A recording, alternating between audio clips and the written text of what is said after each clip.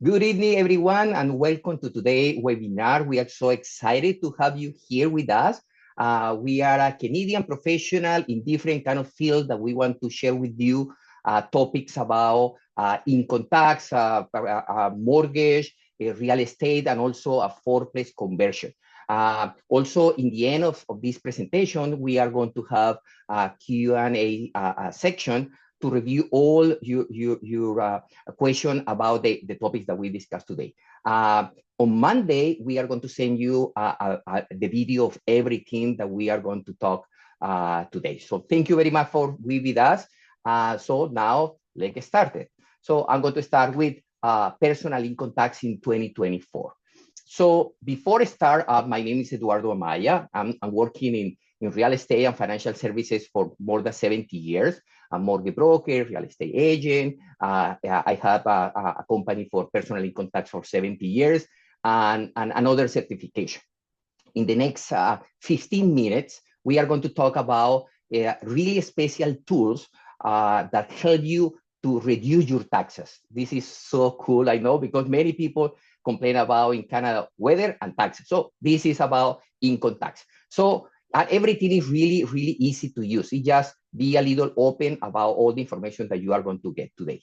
So the first thing, always I have to talk about the important dates about income tax. So the next one, the first one is in February 17, 2025, is when Canada Revenue opened the E-file filter, so we can send the taxes at this time.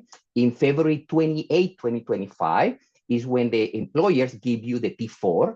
In April 30 is the deadline for individuals to fill out the taxes, and in June 15 is the self-employers deadline to send your taxes to. Now, I'm going to give you just the idea how taxes works in Canada. So basically, when you make money, you pay taxes. That's it. Any money that you get, you are going to pay taxes. And depending where you are, you pay taxes. So we pay taxes to the federal government and to the provincial government. So basically, we are in Ontario, so we are going to talk about Ontario first. And depending how much money you make, you pay taxes. So, and it's progressive. So if you make more money, you pay more taxes. So I'm going to explain you, for example, what happened when your income is 47,630. So combine federal and provincial, you pay 20.5%. So this is the taxes that you have to pay. And if your income is over 220, you are going to pay 46%. So these two numbers, I'm going to play with these two brackets for exercises about income tax today. So basically, you always are going to pay, but you have some tools to help you to reduce the taxes that you pay. And depend, if your income is too high, it's much better if the income goes to the person in the family that has lower income. So you are going to pay less money. So this is the general idea. Now, we are going to move a little more heavy about income tax. I say level 2 of income tax, because now it's depend of your situation. The taxes are it's like a picture. It's a financial picture, and everybody in a picture look different. So this is the reason that depending on the situation, maybe this information help you or maybe not. So for example, this one is starting in 2023 is multi-generation home tax renovation. So basically, if you had a house, and I had also a client that is today with us, you had a house and you want that your family go together, like the parents, and you spend $50,000 so you can claim $7,500 in your taxes. So this is really interesting program, depend your needs, and is in the market for, I think, like 2 years so far. Okay, this is the first one. The second one is not really good, 2023 start, and this is the property flipping rule. So the government tried to control that. So if you had a house less than 1 year and you sell it, you have to pay like a business, no capital gains. Capital gains, I'm going to explain you later, but technically you are going to pay more money. Some exception apply, depend why you are selling the house in less than 1 year, this kind of stuff. But this is something that you have to be aware. Something that it was in all the news is about capital gains inclusion rate. So what happened? And I'm going to explain you everything about is real estate. But when you have assets and you sell the asset, you have to pay taxes. So basically, capital gains is the way that you are going to pay the taxes to the government. So the basic rule is capital gain is equal to the price that we sell the property minus the price that you bought the property minus some expenses about, for example, transfer, the taxes that you pay that, and the expenses that you pay to the lawyer and to the real estate. Okay, so the amount that they give you goes to you 50% all rule to your income, and the other 50% is free of taxes. So this is really nice. But what happened in June 2024, they changed the rule. And I'm going to explain you more in detail in the next slide. So basically, for the first 250, you will pay like the same rule, 50% is free of taxes, 50% goes to you like an income. But additional of that, you are going to pay, or you are going to get income 66.7% more, and you are going to pay more. And in the side of corporation and trust is worse. You have to pay for everything that you make. 66.7% goes to your corporation like an income. So I know that it's confusing, but look at with this example, it's much better to understand. So remember, in the beginning, we're talking about the bracket of 46%. So this is the bracket, 46%. Keep in mind that. So this is the old rule. So the old rule in this example, 650 was the price of the house that we sold.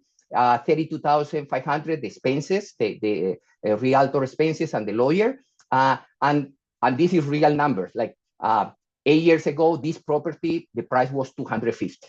So the total amount, and in this scenario, is 367. So this is the money that you got. So the old rules say 50% of that, 183 is free of taxes. This is beautiful, but the other 50% goes to you like an income. So for this amount of money, you have to pay $94,000 in taxes. Okay, it's bad, but look at now it's worse.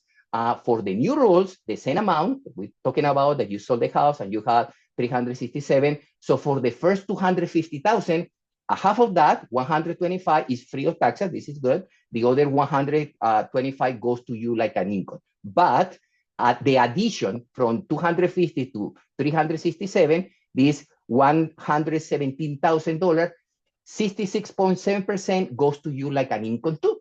So now it's $78,000 more. So in the end, your income increased $2,009. So the tax that you have to pay, sorry for my glasses, okay, $93,000. So the new rules show you that you are going to pay $10,000 more just for one chain of the government for the same situation. I know, look really bad, but I am, a believer, a strong believer that the way to create wealth is through investment. And why? Look at the scenario. If you are working and you make 367, you know how much you pay in taxes? Of course, you are in the 46 bracket. You are going to pay $89,000. So we're talking about $60,000, $70,000, $80,000 more. So I know that people complain about pay taxes, but in this kind of deal, you don't spend a lot of money. Was the investment, and the return is really, really high. So now I'm going to show you a little bit about the corporation. So the same situation with the old rule, basically you have to pay $91,000, but with the new rule, you have to pay $122,000. So we're talking about almost $30,000. This corporation, for example, and be aware, is a passive corporation. So when it's passive corporation, you have to pay almost 50% in taxes. When it's active corporation in Ontario, is 12.2%. So it's a big difference. But in real estate, this kind of rental is passive corporation. But anyways, look at what happened in the corporation. If you make this 367 like an income, you are going to pay $183,000 more. It's still $60,000 more, and still incorporation a good option to build your wealth through real estate. So now, something that is discussing now this in the budget of 2024, they're talking about the CEA. So the capital cost allowance basically is a deduction of that you can claim in your taxes, and basically the depreciation of the assets. So the government divides this one in different classes. So class one, for example, is the building, like you change the roof and the floor and this kind of stuff. And the formula is 4%. I'm going to explain you how it works. Class B is furniture, equipment is 20%, and the cars, for example, is 30%. So they're talking about in this budget in 2024 that starting for fourplex, and they are going to make some changes that from 4% you can move to 10%. So the example is you spend $100,000 with the old rule, you are going to claim every year $4,000 reducing your income. But with this new rule, you are going to claim 10%. So this is really important in taxes. Also, they're talking about a temporary special rule that they are going to start with 20% in the first year and the next year's 4%. But everything changed in Canada Renew. So always I send a video of the new rules in the beginning of the year. You will get that. 100% everything how apply for 2024 for taxes. So now, this is so important tool that you have to use to get more money in your taxes in the tax shell. So basically, it's a deduction to help you to reduce your income. So if you reduce the income, you reduce the taxes that you have to pay. By the way, the key here is all the family members, if you can split the income for everybody, this is how it works. Because if somebody has a higher income, pay more. But if you level everything, you pay less taxes. So one of the examples for these expenses are, for example, interest expenses, depreciation, also RSP. And RSPs are amazing tool, depend how you use it. And just be careful with that. For example, is one special RSP, the name is exposed RSP contribution. So basically, if your other spouse has a really high income, 46%, you can make with the name of the lower income a contribution in RSP, and after 3 years you can take the money and the taxes are going to be really low. So this is how basically you play with the rules. So the tax shell basically is the deduction of the expenses that you have multiply for the tax bracket, and they give you how much money you are going to save. For example, in this scenario, the mortgage is $500,000, 5%, so total expenses $25,000. Okay, until there, okay, we have the expenses. Yeah, but if you are in the first bracket, remember that we're talking about 20.5%, so your income is less than 40 something, so you are going to save $5,000. Now, exactly the same scenario, but with your bracket of 46%. So you are going to save 11,540. So everything depends. I saw cases when people put a lot of money in RSP, and this is the person that has the lower income. And happen with everything, with rental income and with all the benefits, you have to be aware of that. And we are willing to help you to give you like the open mind about these benefits, because the benefits are there. The government want to help you, but if you don't know how to play the tools, this is your problem. So we are here to help you. So finally, is many options to help you to reduce your income. Split rental income. You can have a house, and the lower person in the family, they can get the income of the property. So this is possible. Play with expenses. Refinancing interests are really cool. You can take money from your house, and this money you can use to buy another house. And 100% of a rental property you can claim in your taxes. When I say 100%, it's 100%. Different ways, but it's 100%. Tuition fees are an amazing tool. I told you about the RSP, especially when the company give you some extra money. When you are an employer and they match your contribution, is really good. And finally is planning ahead. The most important thing is planning ahead. You had an emergency, you need money, you have the RSP, okay, but you don't have to take the RSP the full year. So if you want to take $20,000, take in December 10,000, and January 1st the other 10,000. So it's a small difference, but in taxes it's huge. Okay. So again, thank you very much for your time. This is so complicated topics. Change depend on the person and your profile and how you are going to be in the next 5 years. So again, we are willing to help you. Just contact us, and we are totally available for you. So now it's time for my business partner, Humberto Gomez, and he are going to talk about real estate.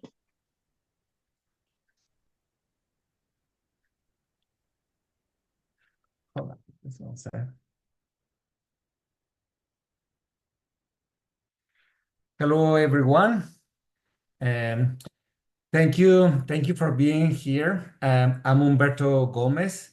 I have been a realtor since 2006, and we're working in the region of Waterloo and the surrounding areas.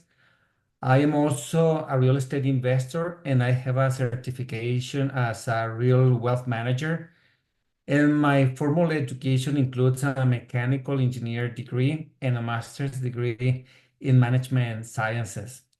In the next 15 minutes, I will share with you a market outlook for 2025. We'll cover the following points. We'll talk about we're going to review how the real estate market works and what is happening in our market right now and what is likely to happen next and where the opportunities for you are. And by understanding this, you will be able to come to your own conclusions so you can make wiser investment decisions. And just a note here, the principles we're going to review here apply to any open market. However, we're using the data from the region of Guadalupe for our analysis. And just to clarify, the conclusions we reach here or any predictions I make here will be just educated guesses based on the current market conditions and the information we have available. Therefore, I cannot guarantee you what will happen in the future. Okay, the market works by supply and demand.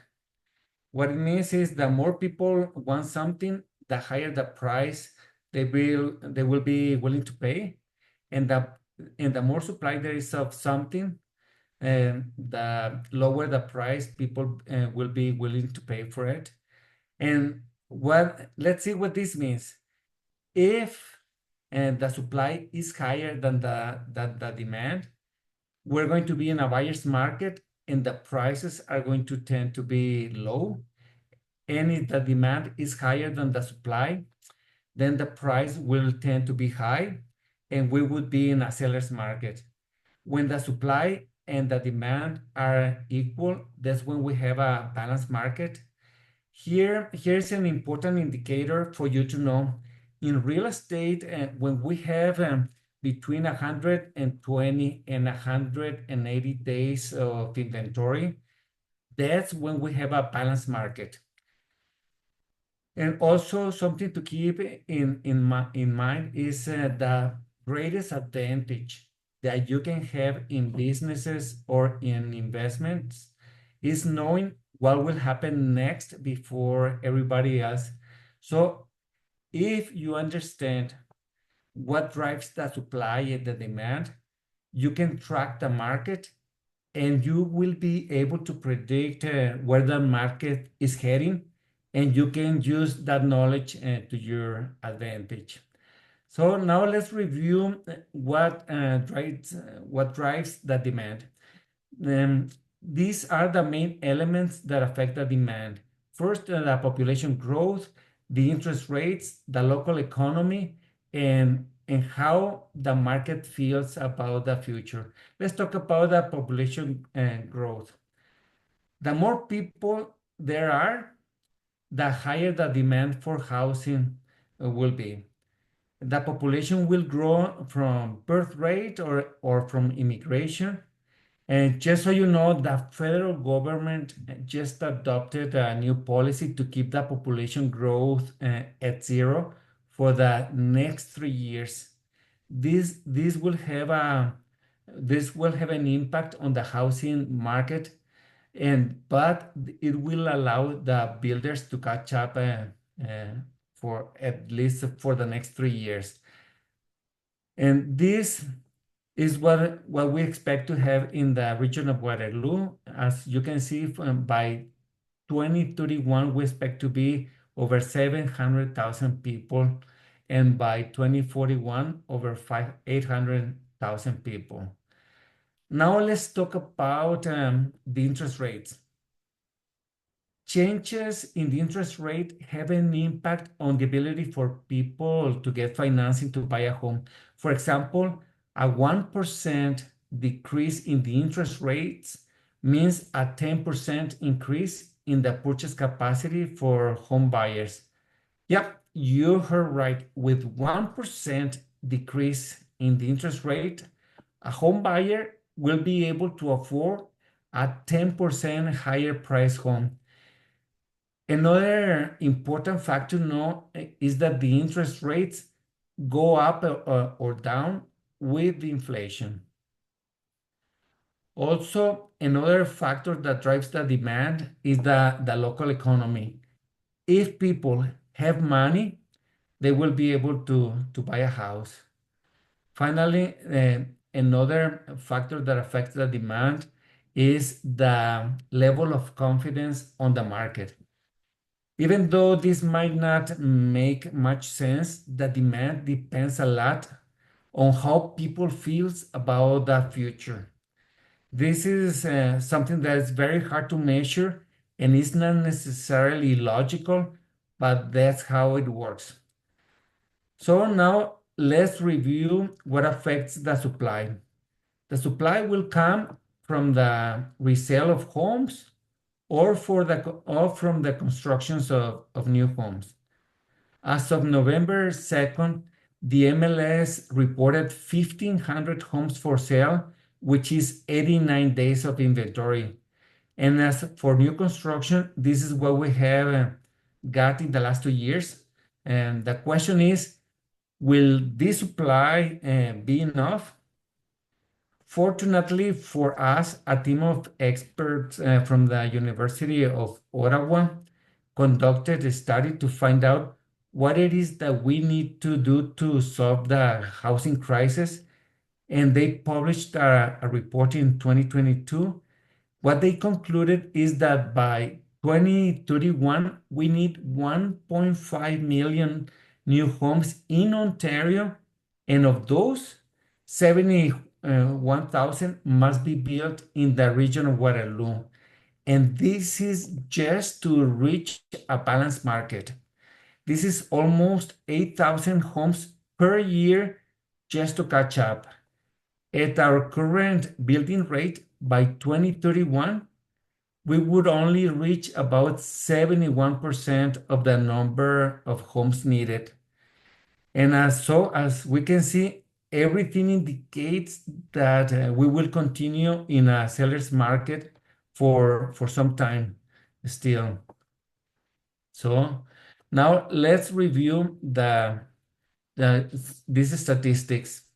Here, if you can see, after 20 after 2020, the prices went up a lot, but they have not come down to the level of 2020 at all after in these last 3 years.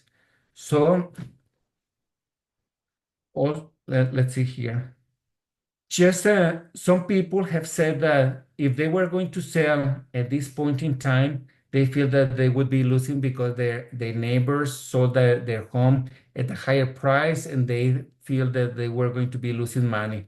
But just to illustrate an example, if they bought a house in 2016 for $350,000, they have $380,000 of equity if they were going to sell at the current price. But and not only that, if they put 5% down when they bought the house, look at the return on their investments. Even if they bought in 2020, the return on their investment would be 655% return on investment. And these amounts don't consider what you have paid down your mortgage. So what can we conclude? We'll conclude that we're going to continue in a seller's market because of the shortage in the inventory. Also, because home buyers can afford now more because of the interest rate have come down, and now they have the options to have a 30-year amortization. And Also, it's very likely that the interest rates will continue to go even lower because inflation is coming down.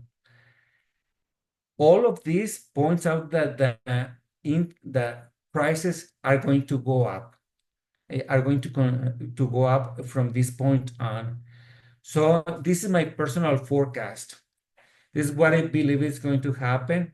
By in 2025, I believe the prices are going to go somewhere between 4 to 8%. And after that, it's going to stay between 3 and 5%. Now what? Now that you know what is likely to happen, what would you do? How can you take advantage, or how can you use this knowledge to your advantage? Here are the opportunities. First, for first-time home buyers, because prices are going to go up and interest rates are already going down, this is the best time to buy. Then for homeowners that are moving to a bigger home, applies exactly the same as for first-time home buyers. This is the best time to do it. Then there is also an opportunity in the affordable housing program where you can get up to 5% of the value of the home for your down payment, and up to a maximum home value of $600,000. This means that you have access to $30,000 free. This is free money that you could use if you apply to the affordable housing program. Also, there are opportunities for investors. Um, you can negotiate an increase in the rents above the Ontario guidelines, or you can negotiate cash for keys if your tenants have been in your properties for a long time, in order to bring the rents up to market. Also, you have the option of buying properties with underpaying tenants at a discount, or you can or also you have the option to invest through a partnership. If you cannot afford to invest by yourself, you can team up with someone and you and invest together. Another opportunity would be rent part of your home. And there are the option of short-term rentals like Airbnb, or you can have a long-term tenant. Another opportunity for people, for investors, would be to intensify the use of the land by converting a single home into multiple units, like the ones described here. Let me share with you a personal experience that I had. We had a property where um, we were renting for a long time, and that with the numbers that we had, we were down. I mean, we were getting only $1,900 a month, and we were losing about $1,500 per month that we had to put out of our pocket. So what we did, I spoke with the tenant, and I gave her options, and she decided to go with a catch for keys. So she moved out. We invested $170,000 in the whole process, and now we went from $1,900 a month to $4,500 a month. So that made a huge difference in our cash flow. And you can do this as well. So something for you to do. I mean, if you want to take advantage of what is happening, you need to track the market, and you need to track the following key indicators. You need to know the inventory of homes for sale. This way you know whether we're going into a buyer's market or a seller's market, and then make a decision based on that. Also, you have to track the interest rates to see where they are heading. The inflation rate is going to indicate you if there is an interest rate in the near future. And another way to do it is another thing to check would be the median market price, so you can track where the prices are going. And we have a market report that we give our clients. This is free, and you can get it as well. Here's my information. Just send us an email, and we'll be happy to add you to the mailing list if you're not getting it yet. And finally, if you have you want to sit down with us and check the options for your particular situation, what you can do in this market, just contact us and we'll be happy to assist you. Now I'm gonna introduce. Now I would like to introduce me to you our next speaker, Ed Amaya. That is, he's gonna talk about converting a property into a fourplex. Thank you all for your attention, and I will look forward to hearing from you soon. Thank you very much, Humberto. Just so you guys know, if you have any questions during the presentation, there's a little button at the bottom of the screen that says Q&A. So feel free to start putting in your questions, and then at the end, we'll be able to answer all of them. All right, so I'll be speaking about fourplex conversions. So first of all, let's start with who I am. So I graduated in urban planning from the University of Waterloo. And for the past 10 years, I've managed land development projects in Toronto. So the pictures you see there are some of the projects that I worked on. I'm also a real estate agent, and I'm a real estate investor. So the subject of the presentation, why a fourplex? So obviously you have 4 income streams. So you're getting cash flow from 4 units. It's easier to manage because you have 4 units in one location and they're sharing the same roof, they're sharing the same driveway, and they're sharing the same landscaping. There's also less property taxes compared to having 4 different properties in different locations because it's all basically in one lot of land. And there's cash flow stability. You have 4 tenants, and if one leaves, then you have 3 tenants covering the expenses while you find that other tenant. So it creates stability in your cash flow. And these are some of the positive things from a municipal perspective. So from the city, it adds gentle density with more housing options, responds to growing housing demand, supports multi-generational households. There's additional source of revenue, like I mentioned before, improves housing attainability, and it's more efficient use of the infrastructure. So what is a conversion specifically? So there are 3 steps. Number 1, you buy a single family home. Let's say you buy it for $750,000. Step 2, you add more dwellings. So in this case, you add 3 dwellings and you invest about $500,000 doing that. And step 3, you go back to the bank and you refinance as a fourplex and you recoup some cost and some profit. I'll break down these numbers with some examples later on.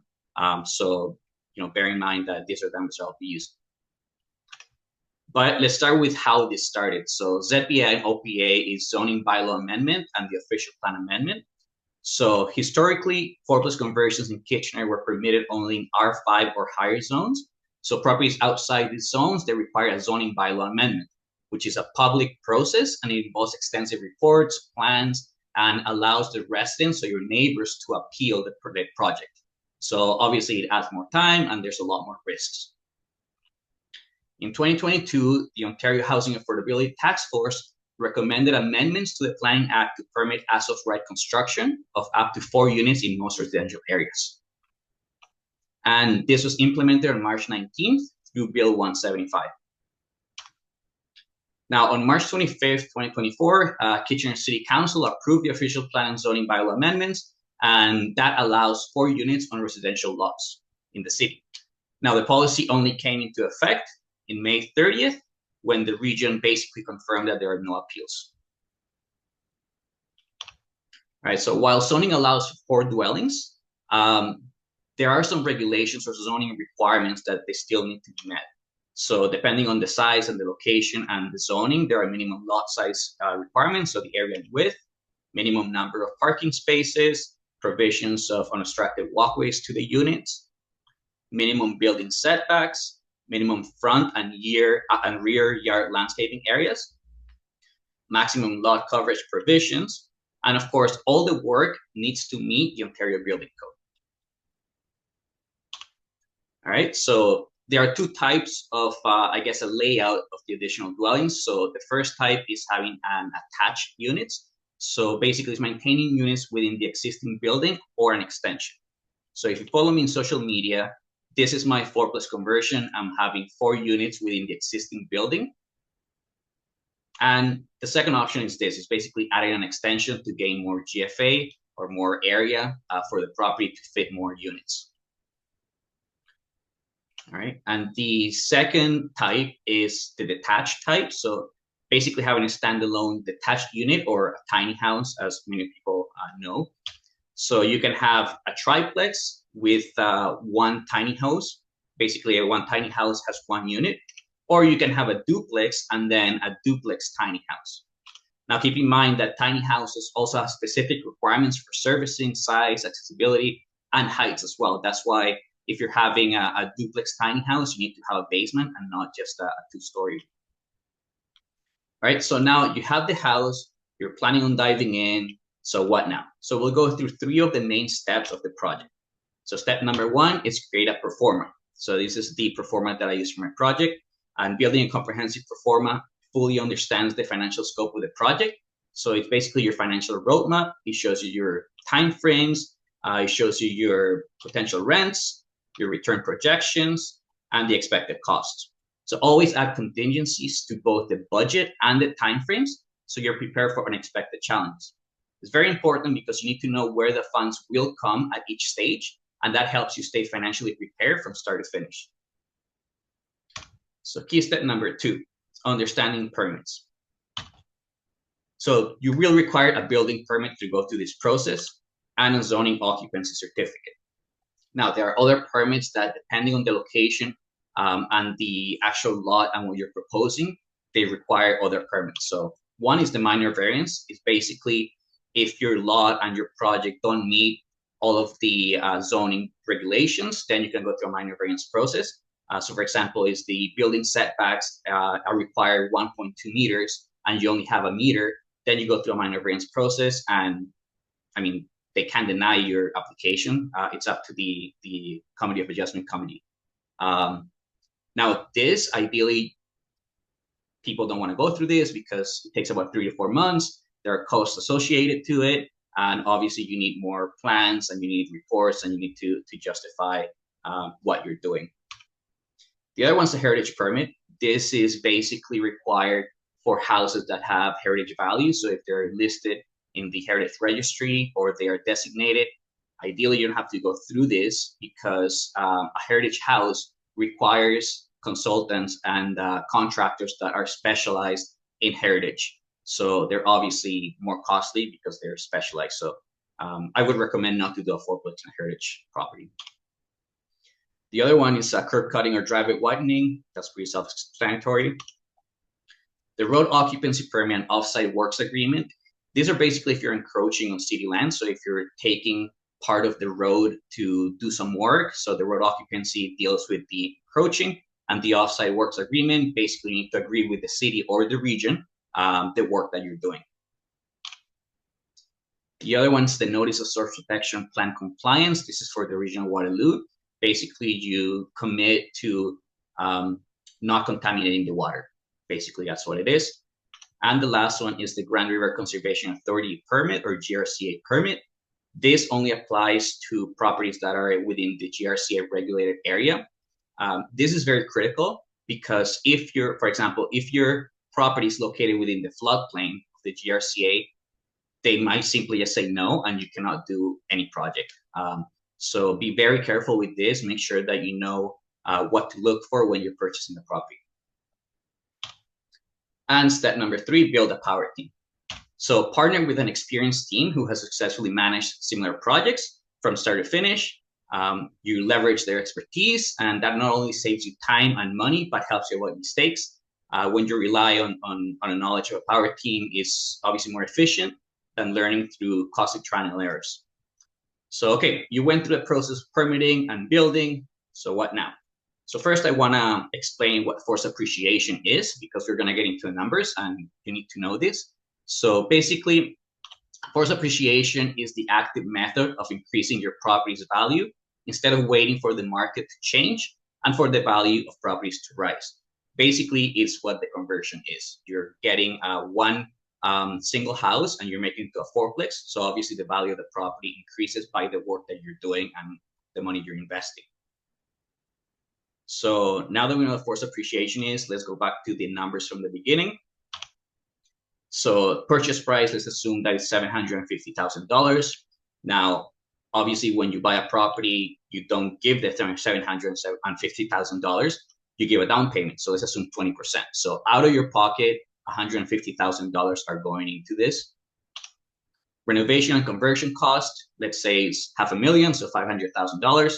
And again, they don't need to come out of your pocket because you can fund them through lines of credit or private loans. And total cost would be $650,000. And a disclaimer, these figures are for illustrative purposes only. Each project and individual's profile is unique and actual cost and returns may vary. You'll see a disclaimer moving forward for every slide, but I'm not going to repeat it again. It's there. So you go back now to the bank. You have a stabilized fourplex and you want to refinance. So the new appraisal value, let's assume, is $1.4 million.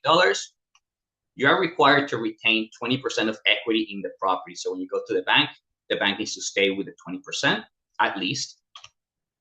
So that means that you, in this case, you can withdraw up to $520,000 through the refinance.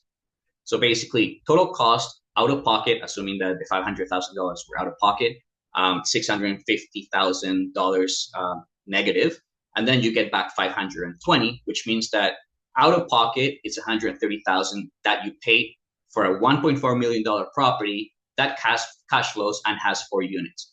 So if you want to look at it the other way, it's 9.3% of the actual purchase price that you're keeping in the property. Now, this is just one way to look at things, but there's also the forced appreciation profit. So out of the whole process and everything you did, there's also a profit there. So let's go back to the equity and down payment. So basically you left 20% of the 1.4 million, so 280,000 are still there in the equity of the house. But you only invested $130,000 out of pocket. So that basically means that there's $150,000 profit, right? So another way to look at it is you take the profit over all the costs, and that means that your return is 23% on the investment. So basically you made 23% on the process of converting the fourplex. Depending on the time frames, a project like this can take from 6 months to a year. So if it takes 6 months, you make 23% return in 6 months. So that's a great return. Now, the other way to make money or make this profitable is by holding the property. So the holding profits. So the other way is cash on cash return. Basically means that those $130,000 that you left out of pocket, they're still going to make you money from the cash flow, because every month you're going to be receiving positive cash flow, right? So when you take the cash flow that you're getting every month over the investment, you get around 2 to 6% a year. The other way is obviously the market appreciation. Keep in mind that it's based on the asset value. So let's say next year, 5% appreciation for real estate. That 5% is not based on the $130,000 that you put in. It's based on the $1.4 million. And the other one is the mortgage pay down. So the monthly payments, they have a portion that goes to the capital, so it pays down the debt. So that's obviously money that your tenants are paying for you. So as you can see, it's a very interesting investment project. It's a great addition to your portfolio. Thank you very much. And as always, our team is happy to help you every step of the way. If you want to get in touch or stay up to date on everything real estate related, I'm mostly active on Instagram. There's my handle there at @e_amaya. Now we'll pass it on to David Pacheco, who starts all this process by finding you the right mortgage. David?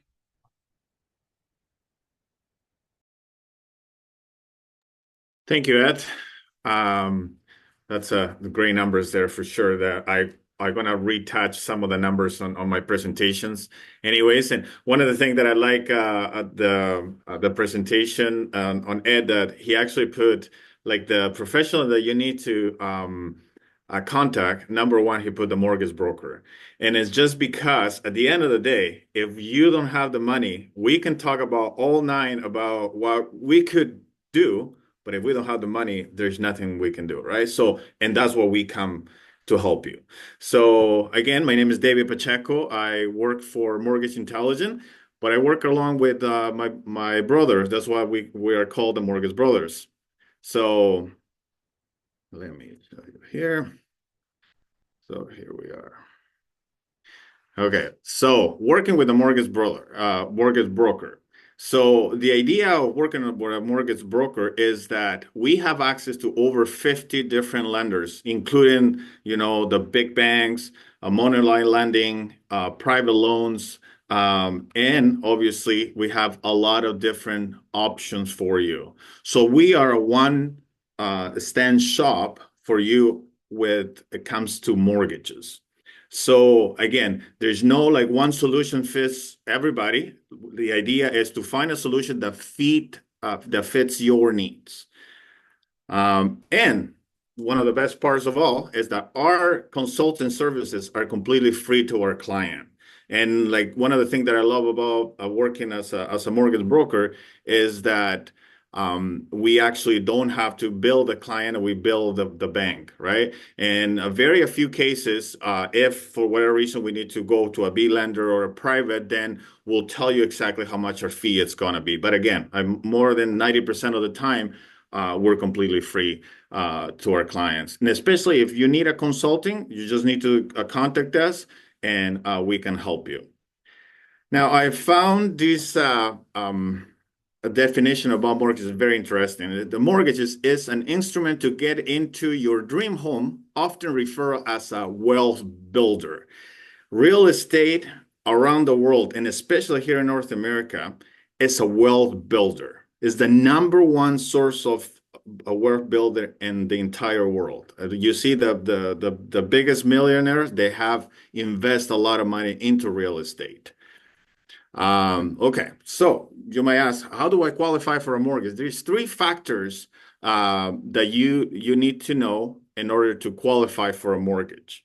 So number one is your income. Your income is gonna determine the amount of pre-approval you can get as a mortgage. Number two is your credit, and number three, the down payment. So those three goes hand in hand. So it's not like, oh, I have an amazing income, but I have no credit, or I have, an amazing credit, but I don't have a down payment. That goes together as a synergy, and that we're able to actually find you a mortgage. Now, in today's market, how much is the minimum down payment? You can buy a home up to $500,000 with only 5% down payment. And if it's over 500,000, it's 10% of the difference. So again, if you buy a home for 500,000, you only need $25,000 as a down payment, and you're able to buy a home if you qualify, and that's where we come. Now, one of the things I find more important than the three factors that I just told you is about your credit. And I tell people it's better to have no credit than bad credit. So we need to, obviously, any loan, student loan, car loan, even the mortgage, if you have everything report to a credit system, and then you need to keep a good credit, because that's going to be your presentation in front of the bank. Now, there's good debt and bad debt. Okay, so a good debt is obviously to help you to create a brighter financial future, like a mortgage, like refinancing a mortgage, take money out to consolidate debt. Even a student loan, you're investing in yourself. A business loan, you creating a business. Now, the bad debt obviously are like credit cards. Even a car loan is considered a bad debt because you buy a vehicle that every year goes down in value. You buy a house, as we know, like house values continue to go up. The number one issue that I have with clients today, in order for them not to qualify for a mortgage, is the car loan. I know, I love cars, trust me, but that's I always say, tell me what you drive and I'll tell you how much you're pre-approved for. So just be very careful. I always say, you have a pulse, you go to a dealer and they will give you a brand new car. But let me tell you also, older investor, people who are wealthy, they're not necessarily buying the latest brand new car, and paying a lot of money and wasting a lot of money when you could be investing the money into something that can give you cash flow, and then that cash flow can actually pay for the car. And we can show you how. Okay, so let's talk about first-time home buyers. That's, we've been in business for 16 years. We actually got into the business in 2008. We have a lot of experience. I remember at the beginning, we used to work with a lot of first-time home buyers. The Waterloo program that Humberto talked about, that actually was introduced in 2008. And we have a lot of first-time home buyers back in those days, and we'll still continue. But obviously, because of the mortgage rates going up the last couple of years, there's a lot of first-time home buyers that are waiting on the fence to jump into the market. And I got good news for you. So they always, when you're a first-time home buyer, the first thing that comes into your mind is, should I rent or should I buy? And let me tell you one thing, there's no place like home, but there is a better thing. There's no place like your home that you can actually, own and have a better future that way. There's incentives that we have right now for first-time home buyers, like the first-time home buyer incentive. There's the RSP buyer's plan. There's the credits, tax credit, the GS and HST rebates, or the greenhouse program.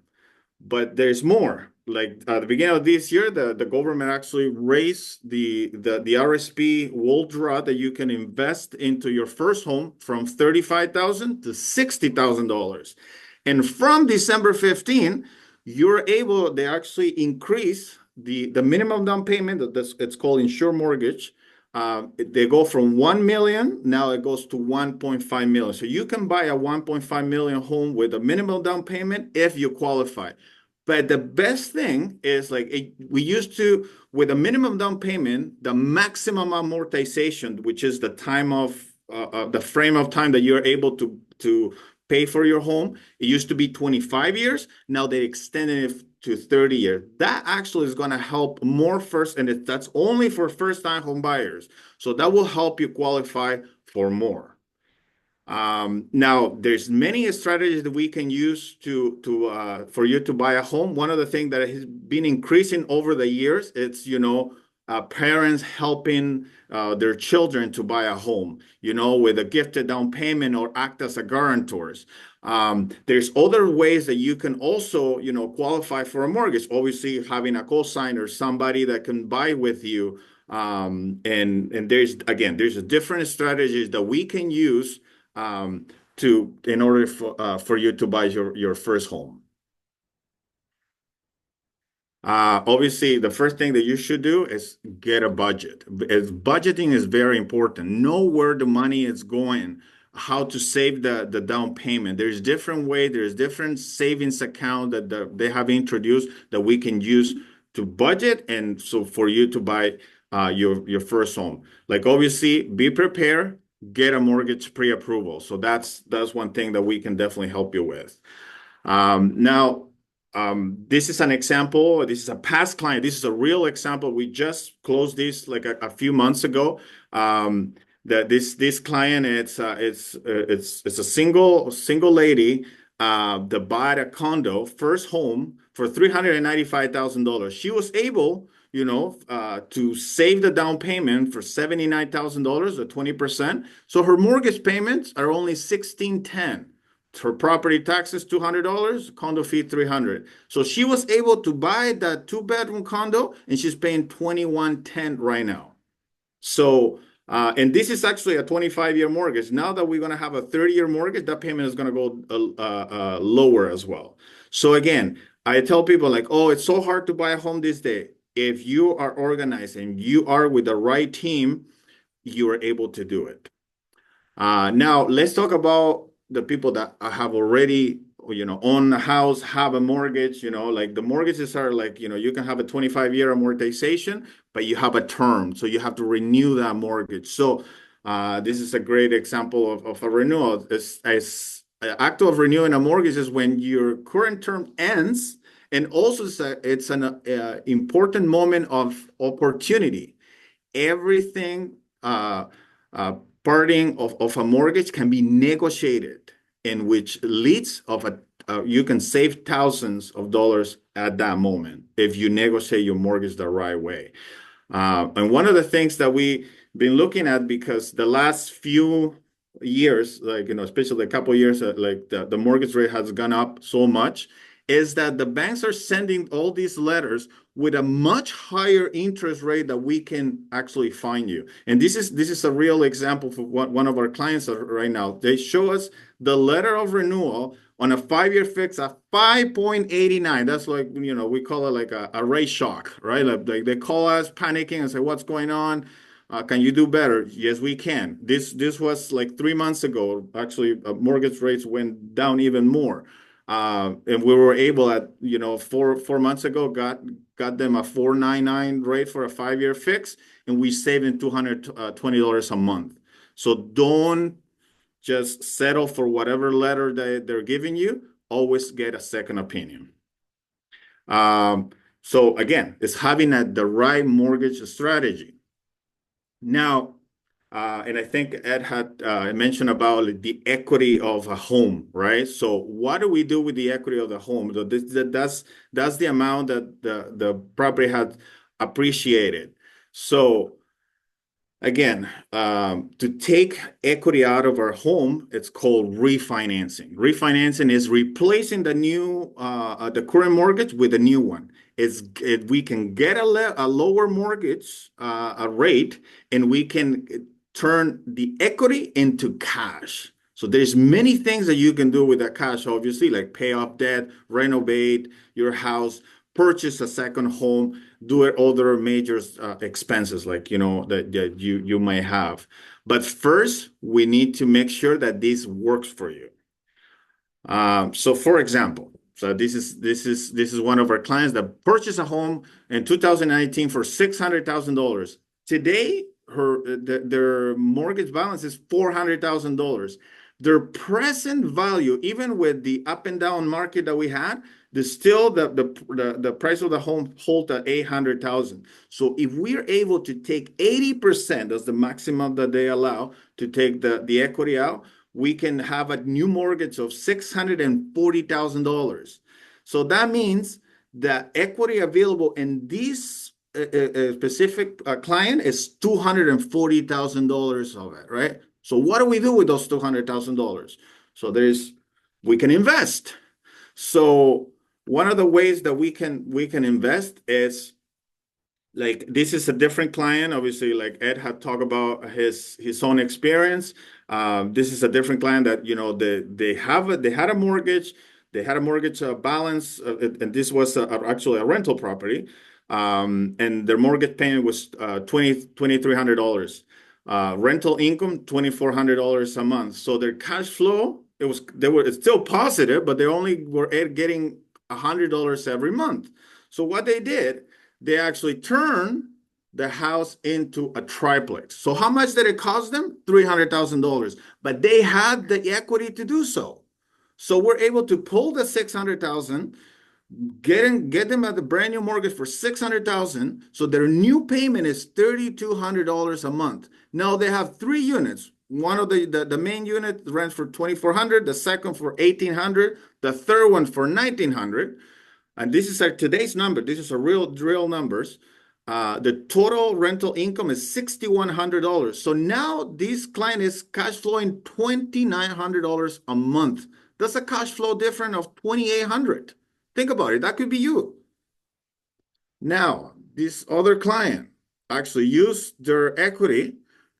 They had the basement space available, wasted. They had a laundry, the quick rec room. Now they actually turned into a 2-bedroom apartment. So their past mortgage was at $2,230. So now with the increase of the mortgage was $2,800. So they were able to collect, and now they're able to collect $1,800 a month. So their new payment, technically out of pocket, that they need to pay their mortgage is only $1,000 a month. So let your renters help pay your own mortgage. Now, this client, for example, called me. They wanna, they wanna do a brand new kitchen. So their budget was $50,000. Think about it, like what kind of kitchen can you get for $50,000? A brand new, beautiful kitchen. And how much did it cost to increase on their mortgage? Only $280 a month. And happy wife, happy life, right? So there we go. I'm sure that this couple were very, very happy. Now this other one. Now, obviously, I don't recommend getting into so much debt, but lives happen. COVID happened, emergency things happen. You had an accident, you didn't work for a few months, etc. So this couple actually got into $90,000 on debt, car loans, credit cards, personal loan, etc. They were paying $2,100 a month just on debt. Their mortgage was $2,300, right? Now, we were able to actually increase the mortgage, like consolidate everything, and their new payment was $2,810. So they were able to save every month $1,590 every month.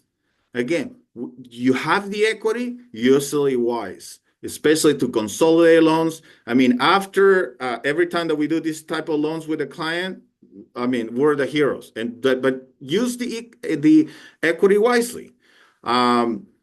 This couple, we had a couple that was about to retire. We can set up a line of credit for emergency funds. There's something called the reverse mortgage, that you can use the equity of your home to pay your mortgage. You don't have to pay your mortgage every month. Think about that. If you're about to retire or you're a retiree, you can do that, and it's very flexible to qualify. Now this is one of the one that I really love. This past client actually were able to pull equity out of their home, put the down payment on a cottage, and they actually turned the cottage into a part-time. This is not even a full-time. This is a part-time Airbnb, and they're pulling $36,000 on Airbnb income a year. That's able to pay the full amount of the mortgage, and they're able to enjoy actually their vacation home.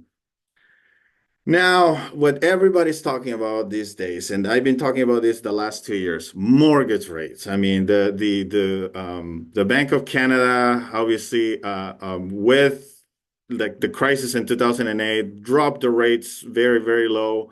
And so this graphic, I just wanted to show you.